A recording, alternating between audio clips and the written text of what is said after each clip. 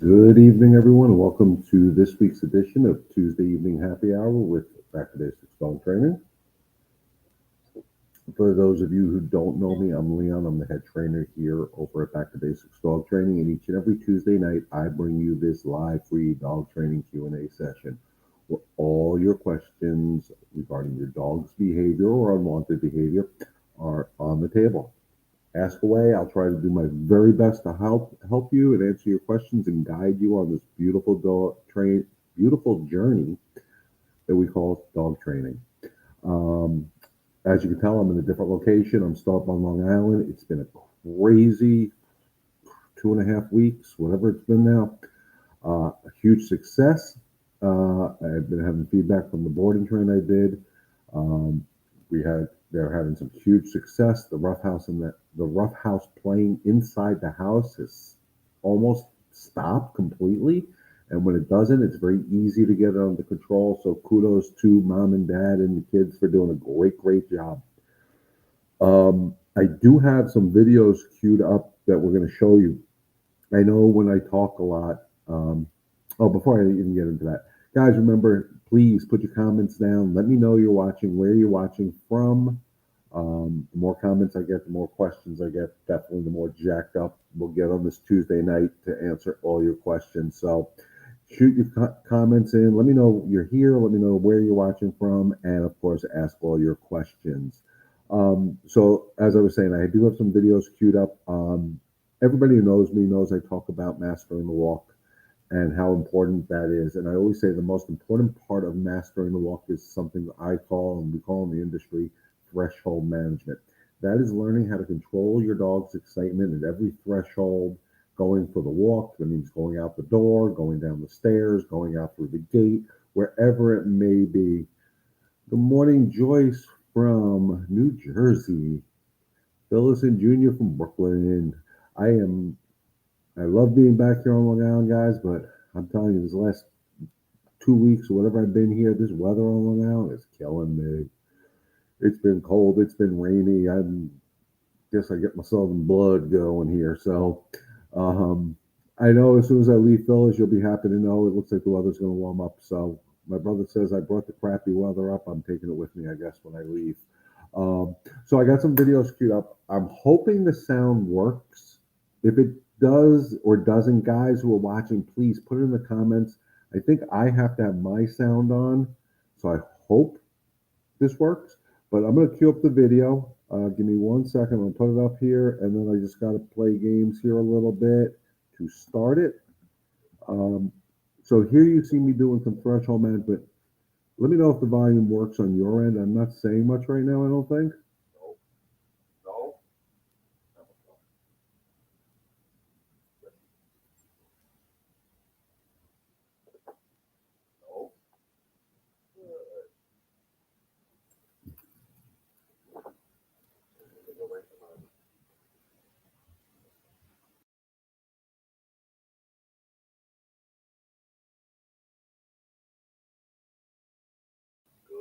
Let me know if the volume is working, me talking in the video, guys. Otherwise, I'll pretty much repeat what it's saying.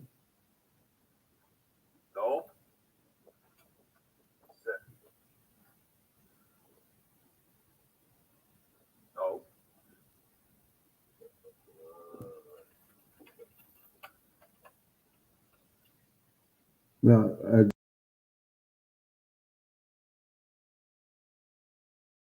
if you heard what I was saying to the dogs during the video, uh, you hear me or you heard me on the video, Phyllis?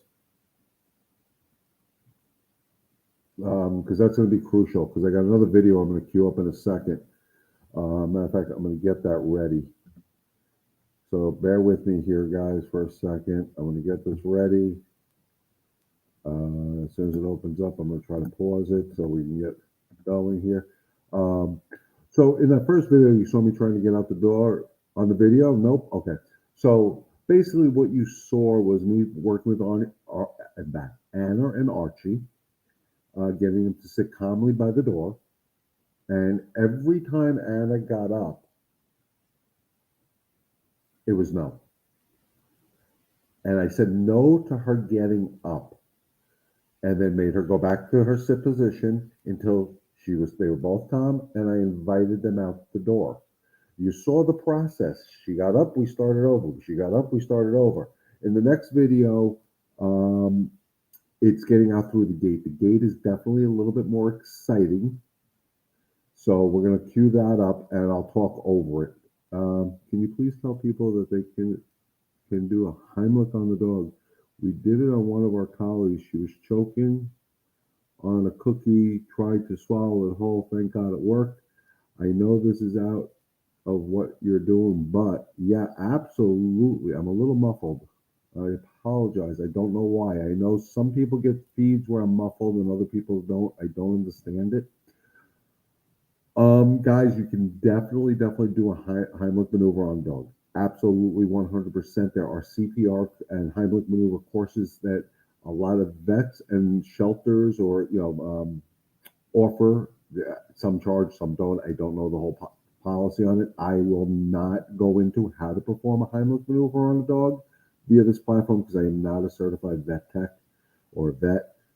So God forbid I give you misinformation. I do not want to take a chance of you guys hurting your puppies. But please, if you have a dog, please look into it. Talk to your vet. Talk to a shelter or a rescue group around you. Maybe they can get a fundraiser going for a rescue group. It's a great way to build money, for a rescue group to maybe get some money for their funds is maybe they can host a Heimlich maneuver and a CPR course for us dog lovers. As a matter of fact, it's a course my wife took. I couldn't make it. I'm trying to arrange something when I get back to South Carolina because I am interested in it. Because the other day when I was at the house I was born at doing the board and train, the dog got one of those hard bones that you fill. The landscapers ran it over because it was in the yard, broke off small pieces. So it was a piece about this big this dog was chomping on. She could have swallowed it.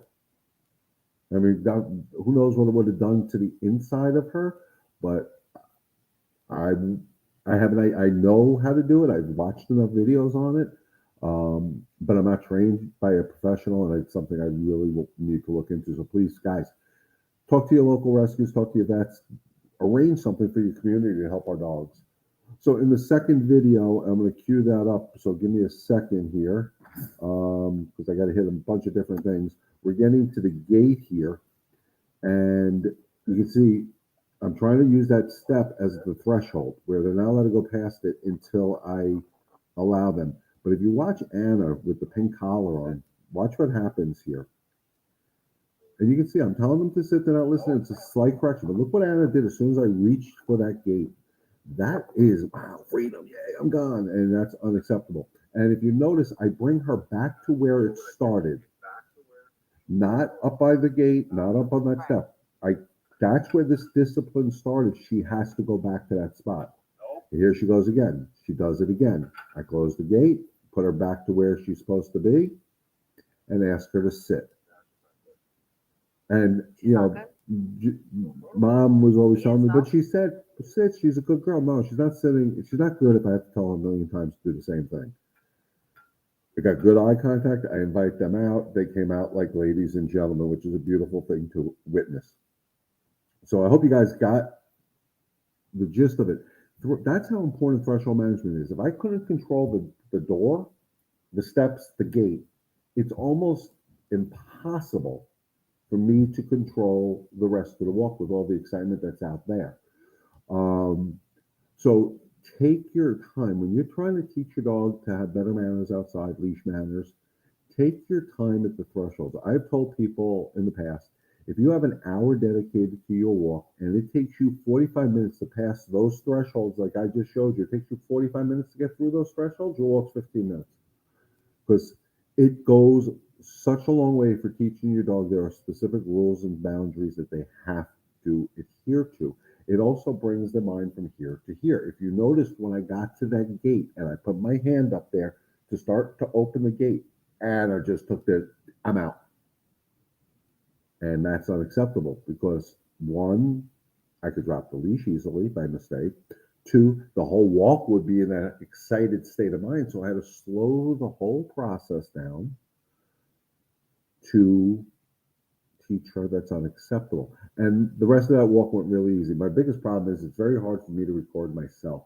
I do have some videos that I sent to the owners that I will be broadcasting out on Saturday of me walking both of the dogs together.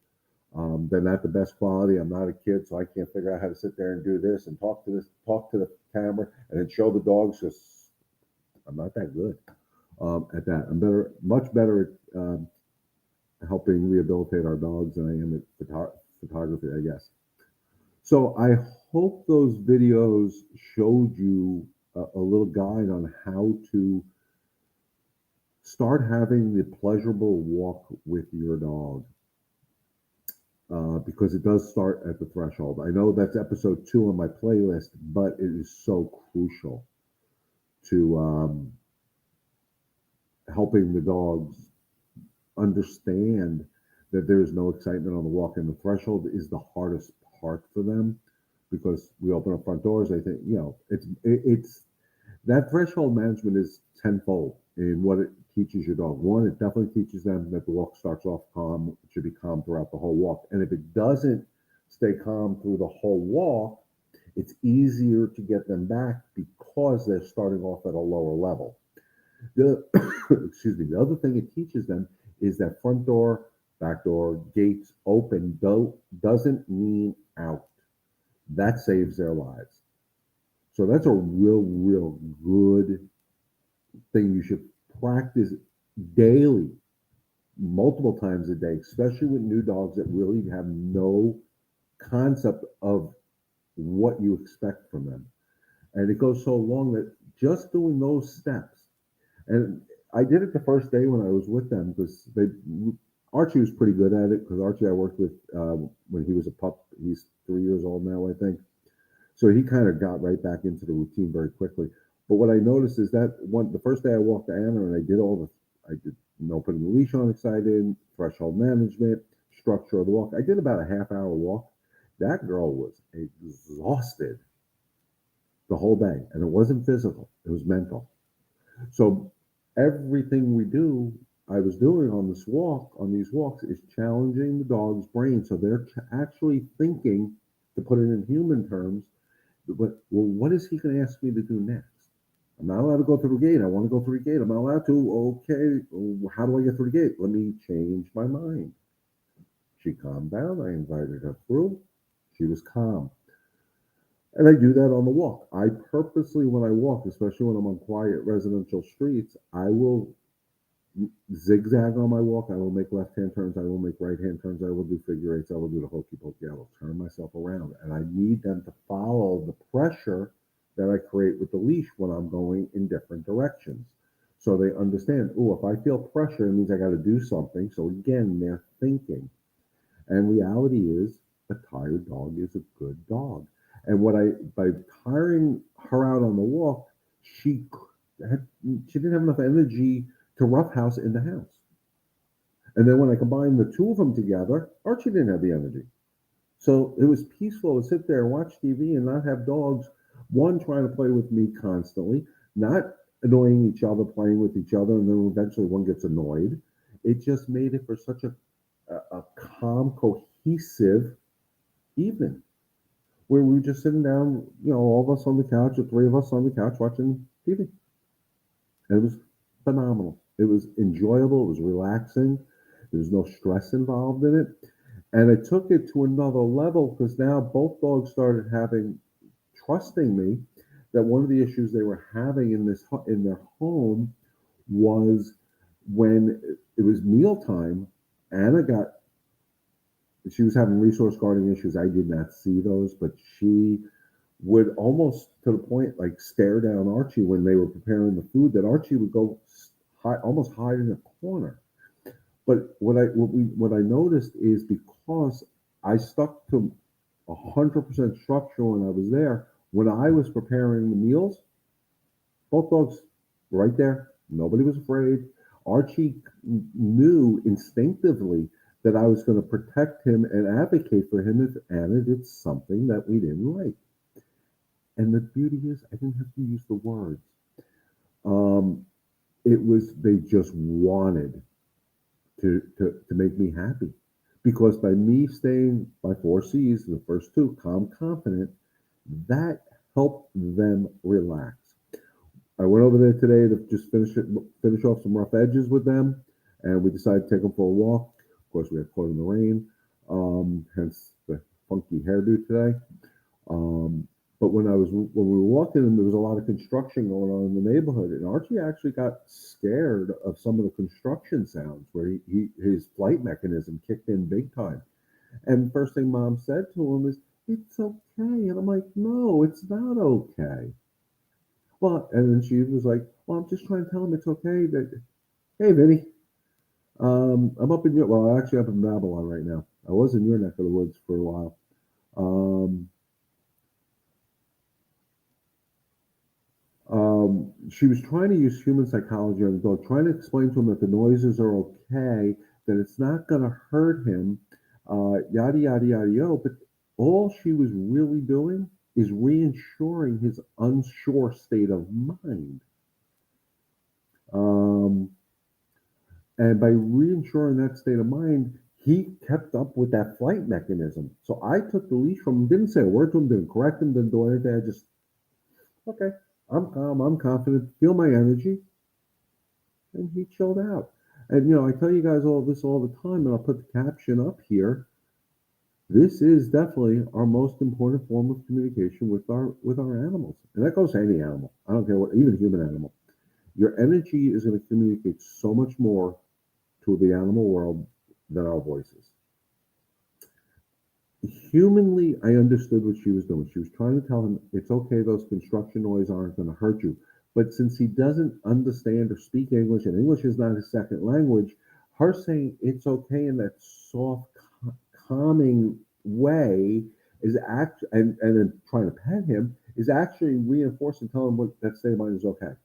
Instead of just letting him go through it and let him figure out on his own, nothing bad happened because of those noises. And when I took the leash, and like I've said before, the leash is just a communication device. It's like the cable going to my TV or the old-fashioned phone lines that were going from here to California, but we were getting signals back and forth. Um, because I stayed calm and I stayed confident, he just chilled. We hung out there for a little bit. He was fine. We moved forward. I handed Mom back the leash, and he heard the noise and he panicked again. But then she got it, and she did it. Joyce says my one dog is afraid of everything. Can't take her for a walk. She will lay down and try to get out of her collar. Um, she came from Europe and had two fights. So flights. Any noise makes her nuts. I have rescued that in the same way, but hyper. Her never ever without a leash, I guess. My suggestion is one, if she can slip out of her collar, change the collar. Go to a martingale style collar because it looks like a nylon collar. Hello, Nancy and Trixie. Um, a martingale collar looks like a regular nylon collar, but it'll tighten up if they try to back out of it. It's going to be harder for you, Joyce, than your dog. For whatever reason, she's unsure of the outside world, whatever it is, the noises, whatever. First of all, don't ask why. That you can't ask yourself, well, why is she afraid of it? Because it doesn't make a damn bit of difference. And then what I would tell you to do is take her outside, and even if you have to if you can get her out the door and back in the door, I couldn't find the Martingale brand on the collar. Did I misunderstand which is the good brand? All right, guys, what I'm going to do is once we finish this live, I will go online on Amazon and find the link to the Martingale collar, and I will post it in the comments on my Facebook pages and Remember Me Rescue's Facebook pages. This way, you guys have links to Amazon for it. I am actually going to look for the real brand Martingale, and I'm going to start bringing them into my inventory because I think people need them.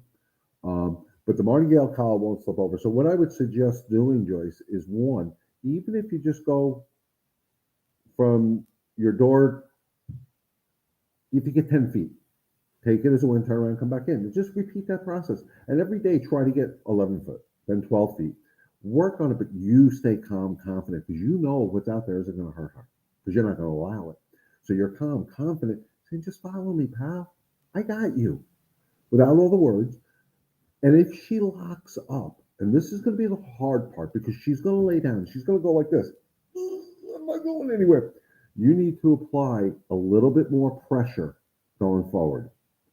But as soon as you see any motion, you're holding the leash. If you can, hopefully this is coming through.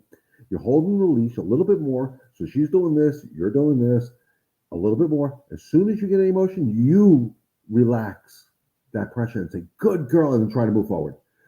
Their brains get locked. This is what happens. They get locked up. So we're going to guide them through the fear. Remember, guys, I've said this. Please, when you're dealing with a fearful or insecure dog, never ever rush the process. Take your time. I'm sorry, I'm getting passionate on this. Take your time. Guide them through the fear so they learn that nothing bad is going to happen to you because I'm your calm, confident pack leader and I'm not going to allow anything bad to happen to you. But don't feel bad for her doing this because if you feel bad for her, that's a weak energy. You need to be calm, confident. So you're going to apply a little bit more pressure. I always say if they're applying a foot-pound of pressure this way, I'm going to hold a foot and a half this way. And as soon as I get any motion, it could be sideways, frontwards, backwards, I release the pressure and I go good and I try to continue to walk.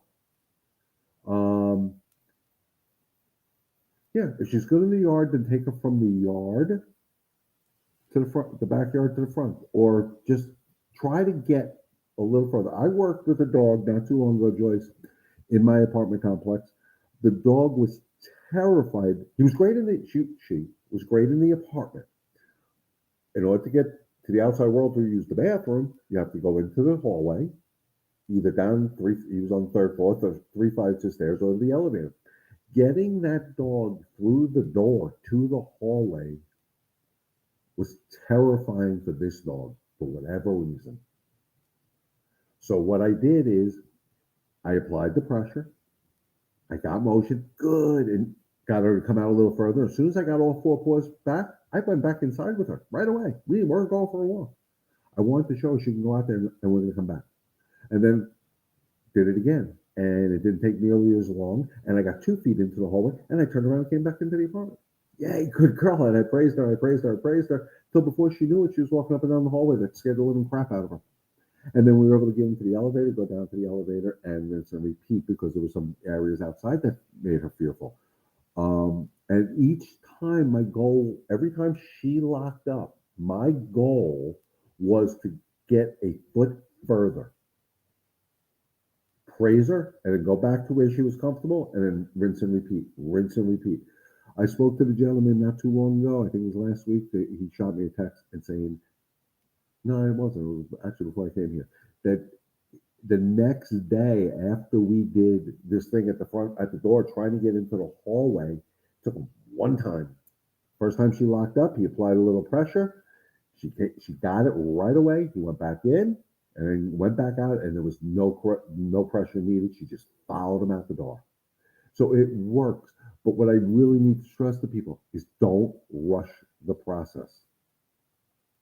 Because if you rush the process, you can actually reinforce the insecurity and the fear. When we're dealing with fearful dogs, it's a journey. Actually, any training is a journey, but fearful dogs especially. You take your time, you guide them through the insecurity or the fear, and let them realize nothing bad happened. That's how I train dogs or recondition dogs that are afraid of thunder and fireworks. I play sounds and I guide them through the sounds. I don't play the sounds at the highest volume because that would be cruel and inhumane. I started at a low volume until I start getting a reaction. And then as soon as I leave it at that volume and I let them figure out, hey, nothing bad happened. As soon as I master that, I go up a notch or two, whatever I feel I can get away with. And that's how I desensitize dogs to these fears of sounds because one, I never coddle the insecure state of mind, and two, I guide them through it. You know, I always pride myself on most cases when we're talking happy-go-lucky goofball dogs. Most of the time, guys, it's one session. If you guys follow through, you do your homework when I'm there after I leave, It's one session. When I deal with insecurity, I'm never going to put a time limit on it because it could be one session or it could be 100 sessions. I don't know because the last thing I would ever do is rush insecurity. That'd be like having a kid afraid of the dark. You find out your child's afraid of the dark, so what do? You shut all the lights off in the house and say, deal with it. That's rushing it. Ain't going to fix it. Hope that makes sense, guys. Let me know in the comments if it makes sense because it really does work. I really want to get one of those insecure dogs that are afraid of everything on the outside world on video, or record it, whatever the words are today. Videotape it. How's that? I'll bait myself. So you guys can see how we have the ability, but it all starts with the 4 C's of dog training: calm, confidence, consistency to have the control. And they will always follow calm confidence. They will never follow an unsure person or an unsure dog. They're not going to follow somebody who's anxious about, oh my God, my dog may panic, because they might. You'll let them. Like having a kid having a temper tantrum. You'll let them. Then when they're done, we move forward. But again, it all starts with you guys. The calm confidence. I should type that in here and put that on the comments. On the little bond thing there. So let me know in the comments, guys, if that makes sense. I would love to get a dog that's that insecure on video. I may talk to one of our local shelters if they'll let me work there when I get back home. Because I think it's real important that we see that. I think those threshold management videos I showed earlier, I hope they help, guys. You got to let me know. It does. Trixie has decided she doesn't want to go in her playpen when I need to leave. I'm using this method. It takes a while, but eventually she will hop in. Yeah, absolutely. She started to, and to me, Nancy, that's the test. Trixie's testing you. Are you seriously my pack leader, or are you going to get frustrated with what I'm doing? Kids do it to us. When they become teenagers, they test us again. So she's testing you. You're staying true to your course of your calm confidence, knowing she needs to be in her pen. She's going to get it. And it should be easier and easier every time, I hope. I'm assuming she's feeling better, which is really, really good. As a matter of fact, I had that conversation because of that with somebody today who had chemicals sprayed on their lawn, and I spoke to them when I realized what was going on. I knew they had dogs. I was out walking in between in the rain. So I mentioned how they have to be real careful not to let the dog eat the grass, not, wipe the dog's paws down when you come back in, especially right after they spray. If they're tiny dogs, wipe the undercat, the bellies down because they can get it on their bellies, or, so, what happened to Trixie is unfortunate. She got sick, we think, from chemicals, but you know what? It was an eye opener for me, the same way with Joyce mentioning about the Heimlich maneuver. Guys, again, as far as the Heimlich maneuver, please reach out to your vet. Reach out to your local rescue groups. Ask them if they have any programs. If not, maybe help a rescue group build a fundraiser, and they can do charge admission to have somebody come in and teach our fellow dog lovers how to do the Heimlich maneuver. It is so important. And doggy CPR. There's different ways to do doggy CPR. I have it actually in my house. I have it posted on the refrigerator how to do the Heimlich and the CPR on dogs, because I have that on my refrigerator alongside of the list of foods that dogs are not allowed to eat. If you're not sure about what foods dogs are allowed to eat, please Google it and print it out and put it right on your refrigerator. Phyllis says, makes sense. Junior isn't going out into the world, but once he's been out a short while, he wants to head home. He then pulls in that direction of home. I can see the fear and insecurity in him. So again, using the dog that I worked with in the apartment complex, Phyllis, what I noticed is after we got through the hall, we got down the elevator, we started our walk, and there's a certain way you can go around. And dogs, because of their sense of smell, know where they live. They know. They know better than most humans. And they get used to our routine. So the way the gentleman was walking the dog was always around, maybe take the dog park, come around, and then always went back one specific way. So when I was walking with her, she tried to go that way. And I'm like, no, we're going to go a different way. And she did not like it. She froze up at that point. Guided her through it. Then we got in front of his building. And we're walking past to where the entrance is to go to the elevator, and she tried to go in there. And I'm like, nope. And we walked right past that entrance. And she didn't like it. She froze up. We got her brain on lock, same routine. I walked 20 feet past the entrance, turned around, and did it again, and passed it. And she tried to go back to the elevator. So if they're dragging you home, my suggestion is always you are in charge. Don't fall for it. Pass your house, pass your driveway, pass your walkway, whatever it may be. You're calm, confident. We're going past it. I'm not going home. I'm not ready yet. And then come back, do it 100 times until they stop trying to force. Because then he's going to realize, oh, okay, the outside world ain't so bad. Mom's got this under control. But you have to be calm, confident. If you're not, he's not. So I hope that makes sense, guys. I really need to get this on recording. Tomorrow I'm going to be talking to somebody who has a corgi that's showing some aggression. Like I've said before in the past, in my opinion, aggression is usually, well, one, it's an outcome of an issue that just was not addressed properly. And the second reason I think is fear turns to aggression very quickly. I haven't met this dog yet. My assumption is it is fearful. I don't know what yet. Again, I'm assuming, which I hate doing, but just from experience, dogs are not born aggressive. I don't care the breed. I don't care anything. They're not born aggressive. If there's a neurological disorder, yes, that's a different story. And of course, unfortunately, they do have those. But aggression is 99% of the times an issue that just wasn't addressed properly or at all. So, or it's fear that wasn't properly guided through. And it's real important, guys. I sound like a broken record. I apologize. But when you're dealing with fears and insecurities, just guide them through it. Have confidence in yourself. You're not going to ever put your dog into a position that's going to get them hurt. You're never going to put them intentionally put them in a situation that's going to scare them. So trust yourself. Trust your own instincts. We all have it. And go with your gut. Your gut will tell you what to do. But don't feed into the fear and insecurity. Don't coddle them when they're fearful and insecure. Just guide them through it, and they will get it every single time. So, with that being said, guys, we're about a half hour into it. Of course, if there's any other questions, I'll be happy to answer them. If not, we're going to wrap it up. I will be live and in living color again Saturday morning at 11 o'clock. Hopefully in warmer South Carolina, because I'm getting tired of this chilly weather here in Long Island. And once I get home, guys, on Long Island, you'll have the warmer weather. I saw 70s next week. So I'll leave so you guys can get your warmer weather.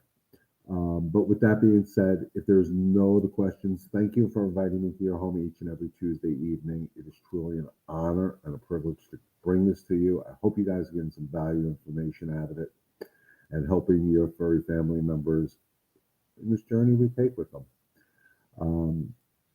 As always, thank you again. Stay healthy, stay safe, God bless, and remember, together we can help one dog and one family at a time. Enjoy the rest of your week, guys, and we'll see you Saturday morning.